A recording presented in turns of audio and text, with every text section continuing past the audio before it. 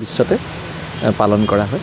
ইয়াৰ লগতে সৌজন্য ৰাখি আমি আসাম কেঞ্চাৰ কেয়াৰ ফাউণ্ডেশ্যন যিটো এটা অসম গভৰ্ণমেণ্ট আৰু টাটা ট্ৰাষ্টৰ যুটীয়া প্ৰচেষ্টাত যিখন এটা ফাউণ্ডেশ্যন কৰি উঠিছে, অসমৰ বিভিন্ন জেগাত হস্পিটেলবিলাক আহিছে, তাৰ সৌজন্যত আমি ৱৰ্ল্ড কেঞ্চাৰ ডে পালন কৰি আছোঁ। আজি এই বছৰৰ যিটো আমাৰ থিম এইটো হৈছে ইউনাইটেড বাই ইউনিক।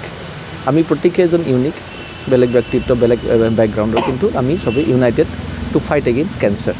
তো এই ক্ষেত্ৰত আমাৰ কোকৰাঝাৰ কেঞ্চাৰ চেণ্টাৰ যথেষ্টখিনি প্ৰচেষ্টা চলাই আছে।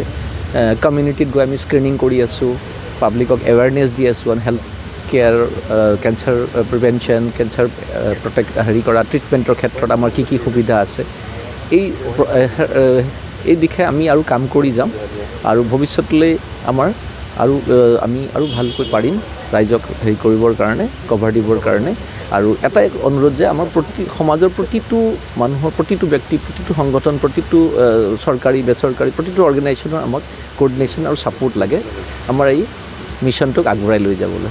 Thank U sir. কেঞ্চাৰ বৰ্তমান খুব বৃদ্ধি পাই আছে, কেঞ্চাৰ বৃদ্ধিটো পাইছে মানে বৃদ্ধি পোৱাটো ডাইৰেক্টলি ক'বলৈও দিগদাৰ। কাৰণ এটা হৈছে কি, এতিয়া আমাৰ ডিটেকশ্যন বেছি হৈছে, ফেচিলিটিজ বেছি হৈছে। আগতে হয়তো ফেচিলিটিজখিনি ইমান হেৰি নাছিলে, তো আগৰ বেকগ্ৰাউণ্ড পিকচাৰটো কিমান মানে কাৰেক্ট আছিল আমিও নাজানো একচুৱেলি। বাট নাও যিহেতু যথেষ্টখিনি এডভান্স টেকন'লজি আহি গৈছে, সহজে উপলব্ধ হৈছে ফেচিলিটিবিলাক, যাৰ কাৰণে আমাৰ ডিটেকশ্যন ৰেটটো বাঢ়িছে।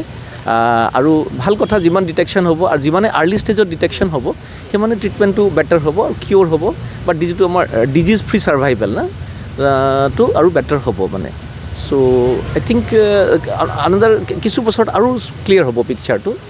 But we are already on the mission, and we are getting the support of every person in the community. Thank you, sir. Thank you.